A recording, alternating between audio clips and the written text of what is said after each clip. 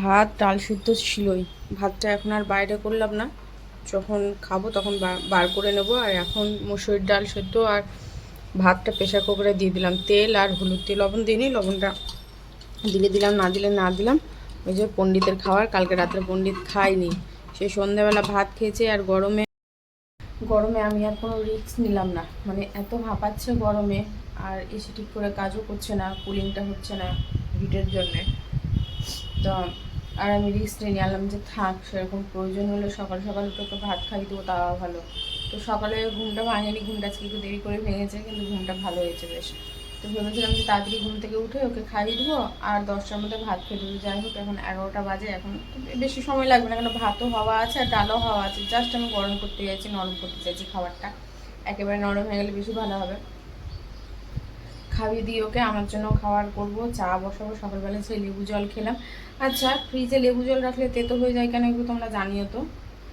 পুরো তেতো হয়ে গেছে, কষ্ট কষ্ট লাগছে, বুঝতে পারছি না কেন। এর আগে তো নয় আমি কী করেছিলাম, লেবু সমেত ফ্রিজে রেখেছিলাম, সেটার জন্য হয়তো হতে পারে লেবুর যে সাদা অংশটা আছে সেটা কিন্তু তিতো হয়ে যায়।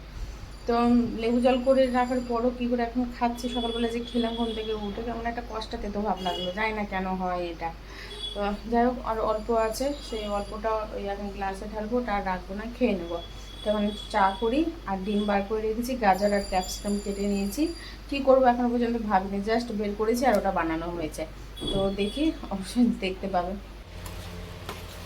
এখানে হচ্ছে খাবার, চা খেলাম, এখানে এই যে সকালকার জল খাবার, এখানে হলো পণ্ডিতের জল খাবার, এখানে এই যে পণ্ডিতের আর একজনের জল খাবার।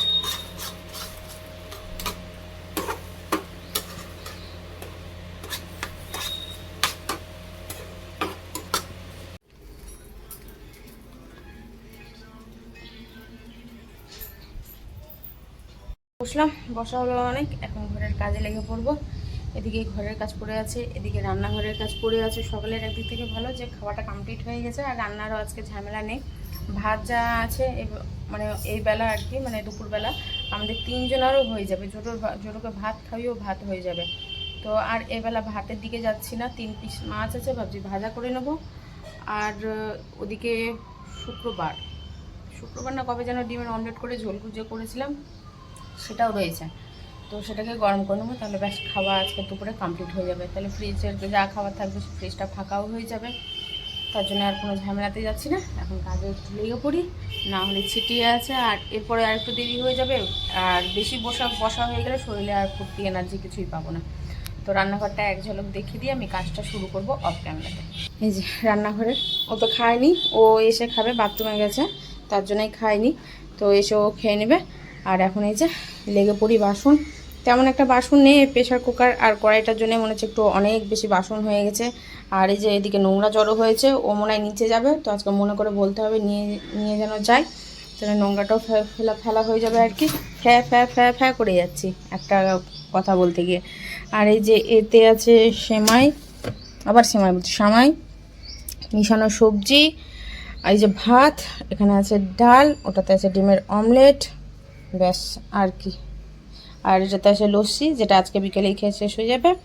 আর সন্দেশ আছে, পরে খাবো, এখন আর খাবো না, থাক।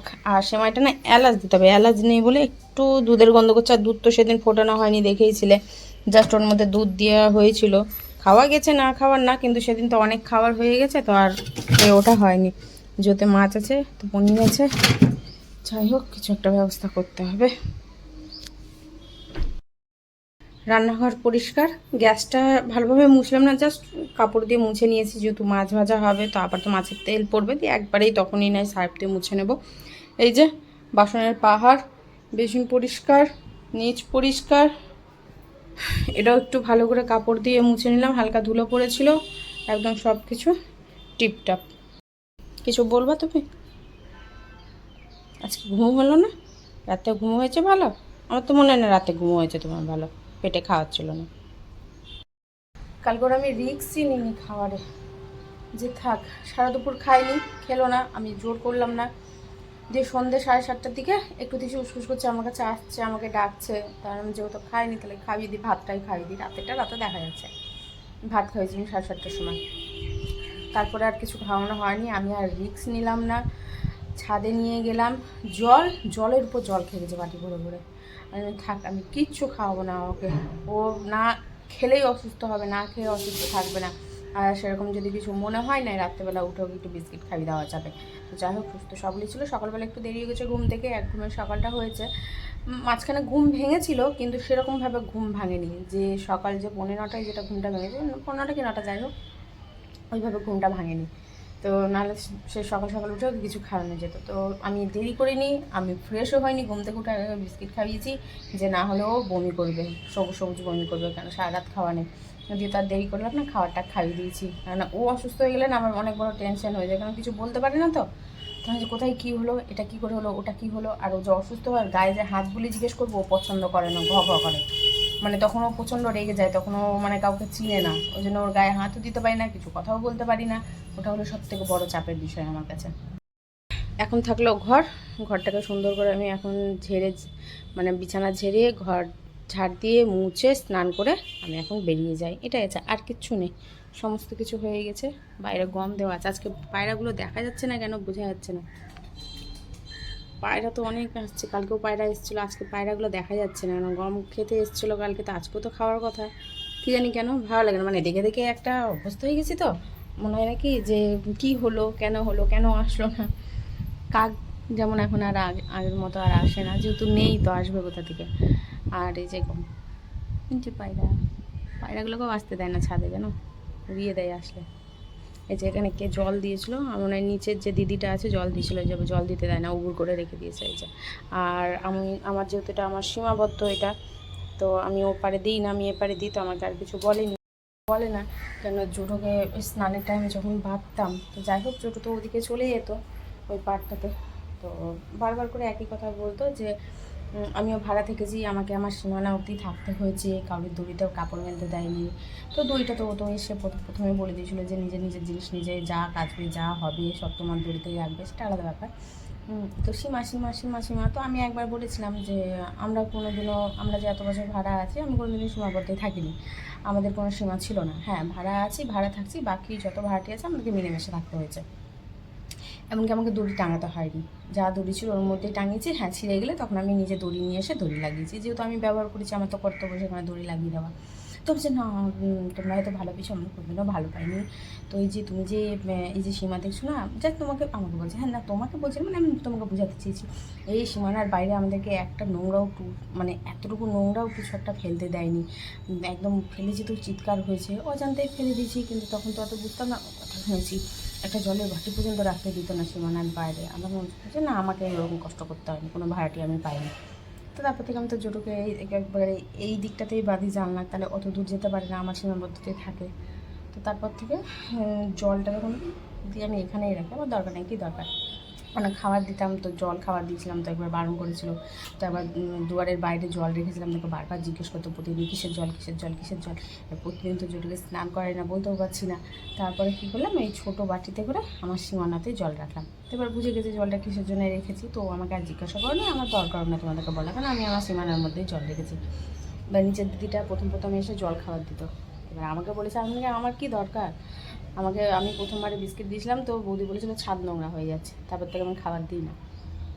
যে ও তাহলে কে দিচ্ছে না, আমি কী করে বলো, তোমরা খোঁজ নাও তোমাদের বাড়ি, আমাদের সীমানাতে তো আমাকে রেখে দিয়েছো, তো আমি আমার সীমানাতে থাকি। দেখো বাথরুমে তো ঝুল আছে, কি করে পরিষ্কার করবো আমি বুঝে উঠতে পারছি না। আর ভাবি যে স্নানের আগে একটা কাঠি দিয়ে ঝুল টেনে ফেলে স্নান করে বেরিয়ে যাবো, মনে থাকে না। আর দরজার এই ধারগুলো দেখো কি নোংরা পড়েছে, ছি ছি ছি ছি ছি, কি বাজে লাগছে। টিস্যু পেপার দিয়ে মুছে নিই। এই যে হয়ে গেছে, চুলটা এখন আঁচড়ানোর সময় পাইনি, আঁচড়াবো ঘরে গিয়ে। দীপ বললো আমি চলে যাবো, যা আছে খেতে দিয়ে দাও। তো রান্নাঘরে আসার মধ্যে মাছটা ভেজে নিই, আর ওদিকে ডিমের ঝোলটা আছে সেটাও একটু ফটাফট গরম করে নিই, খেতে বসে যাই, দিয়ে আরাম করে পরে একটু চুল টুল ভালো করে আঁচড়িয়ে নেবো, ঘরে তো এবার বসে থাকবো, বাকি তো সব কিছু কাজ হয়ে গেছে, এখন তার কোনো কাজ নেই। বাইরে কিছু মেলে আসা হয়েছে, কাঁচা হলো, সেগুলোকে উঠিয়ে নিয়ে আসবো। যে মাছ ভাজাটা বসিয়ে দিয়ে ওটা উঠিয়ে নিয়ে আসবো, দিয়ে গেটটা লাগিয়ে দেবো। আর বাবু ঘরে বন্ধ আছে, এসি চালানো হয়েছে, এত গরম যে থাকা যাচ্ছে না, বাধ্য হয়ে এখনই ছাড়তে হলো। আর ওইও হাঁপাচ্ছে রীতিমতো, দেখেও কষ্ট লাগছে। মাছটা ভেজে নিই, দিয়ে পরে আবার তোমাদের সাথে দেখা হচ্ছে।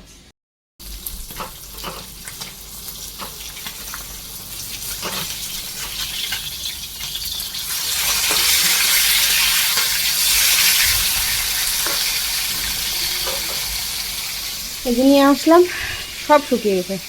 কাপড় মেলে আমি ঘর ঝাড় দিলাম বলছি, মুছলাম, স্নান করে বেরোলাম, দেখো তাহলে কী হবে, গরম আর রোদের তাপ, শুকিয়ে গেছে। আর বাকি এই দুটো ভেজা আছে, এটা সম্পূর্ণ শুকিয়ে গেছে, এলাস্টিকটা খালি ভেজা। এটা না একটু নোংরা নোংরা হয়েছিল, নতুন পরা হয়নি, তো আজকে সার্ফে দিয়ে দিলাম।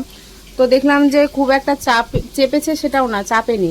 তো পরে একবারেই সেলাই করতে দিয়ে আসবে। রাগও একটা যে পিঙ্ক কালারের কুর্তিটা আছে সেটাও হয়ে যাবে দিয়ে আসা, আর এটাও হয়ে যাবে। তাহলে সাদাটা পরে একবারে দেখে নেব। এটা একদমই ভেজা। আর এটা যে স্নান করে বেরিয়ে যেটা পরলাম আর কি পরেছিলাম সেটা খেচে দিয়েছি। ও পাখাটা কালকে পড়ে গেছিলো, কালকে পড়েছে না কবে পড়েছে যাই না। আমি সকালবেলাতে যখন পাখাটা ঘরে তুলতে যাই তখন দেখছি নেই নেই নেই, কোথায় গেল। নিচে তাকাচ্ছি তো ওই যে ওই নিচটা যে দেখতে পাচ্ছ, এই যে নিচটা, এই নিচটাতে পড়ে গেছিলো। এই যে এটা কিন্তু বাথরুম একটা, হ্যাঁ এটা এই নিচে পড়ে গেছিলো। দীপকে কালকে বলেছিলাম তো কালকে নিয়ে আসেনি, তো আসার পথে আজকে আবার পেরে নিয়ে এসছে ওখান থেকে। তো ধুয়ে দেওয়া হয়েছিল, রোদেও দেওয়া হলো ওটারই কতগুলো রং দেখো পড়েছে এখানে। এই যে এত রং মেরেছে পাখাতে। গেট লাগিয়ে দিই, বাস দেখি ও ঠান্ডা ভাত খাবে না গরম ভাত খাবে। যদি বলছি তুমি ঠান্ডা ভাত খাবো না গরম ভাত খাবো? না আমি ভাত গরম করবো না, আমার ওই গরম ভাত খাওয়ার মতো গরিব বাপরে মনে হচ্ছে বেরিয়ে চলে আসবে ভাবলে। তুমি যদি খাও তাহলে তোমাকে গরম করে দেবো ভাত, আমার জন্য উঠে দেবে। কি করবো?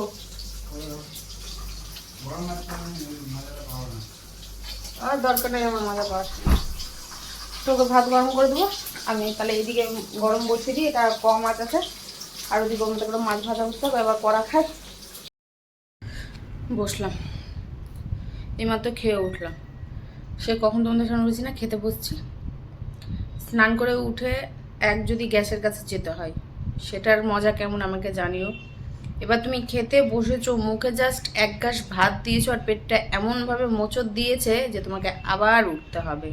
তো সেই মজাটা কেমন সেটা আমাকে একটু কমেন্ট করে জানিও।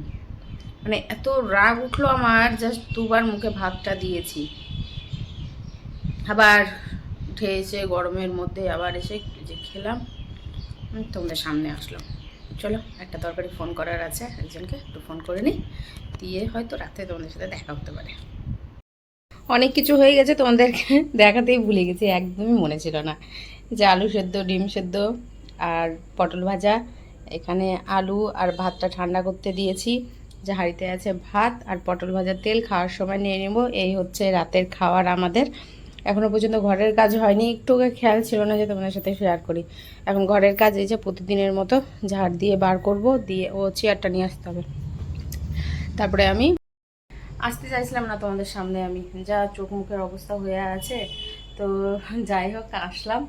এখন যাবো ঘর ঝাড় দিয়ে যাবো স্নানে, মাথা ঘষবো, রাত ছাড়া উপায় নেই মাথা ঘষার। দিনের বেলাতে তো সেরকমভাবে কুলিং হয় না, এবার মাথা ঘষবো তো মাথা থাকবে ঘেমে, ঠিকমতো শুকাবেও না। আর যতটুকু কুলিং হয় ততটুকু ধরো যে শান্তি, যে থাকার মতো আছে, মানে একদম যে অসহ্য জ্বালা সেটা নেই, আছে থাকা যায়। কিন্তু ওখান থেকে একটুকু সরা যায় না, মানে পুরো ঘর কুলিং হয় না, একটা পার্টিকুলার একটা জায়গা হয়ে গেছে, অতটুকুর মধ্যে তোমাদেরকে থাকতে হবে আর কি।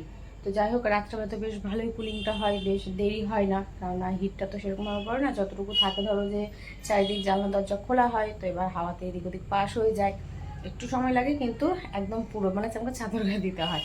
তো এটাই একটা সব থেকে ভালো সুযোগ রাত্রেবেলাতে আমাকে মাথায় শ্যাম্পু করার, মাথাটা ঘেমেও থাকবে না, সুন্দরভাবে শুকিয়েও যাবে, আরামও পাবো, ঠান্ডা ঠান্ডাও থাকবে, ঘুমও ভালো আসবে। আর একজন বাবু গরমের মধ্যে ফর্মাল পরে কোথায় যাবে বলছিল, মনে হয় যায়নি, যাই হোক না গেছে তাও বলতে পারছি না।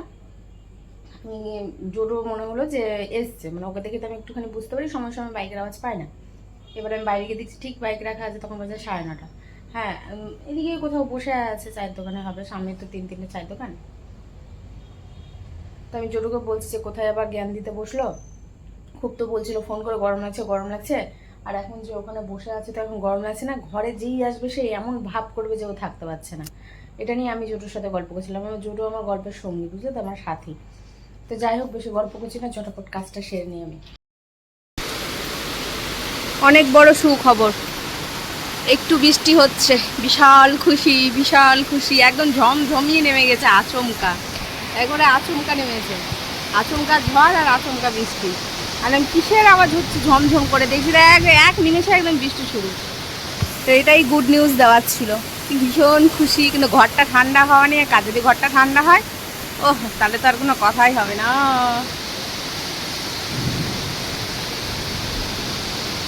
মানে কোনো মানুষ একদম হঠাৎ রেগে গেলে যেমন হয় না, যে ভালো থাকলে হঠাৎ চিৎকার, ওরকম দিয়েছে। প্রথমে দিল আওয়াজ, তারপরে এমনভাবে আসলো, জোডো বাইরে দেখতে এসছে যে কিসের আওয়াজ শুরু হয়েছে।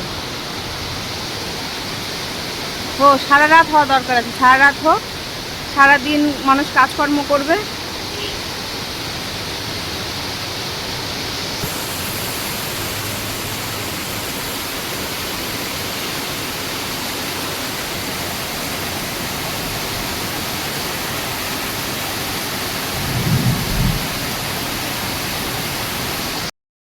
মাথায় শ্যাম্পু দিয়ে নিয়েছি, একটু ভালো মতো তাহলে শুকিয়ে যাবে, ঘামটাও হবে না।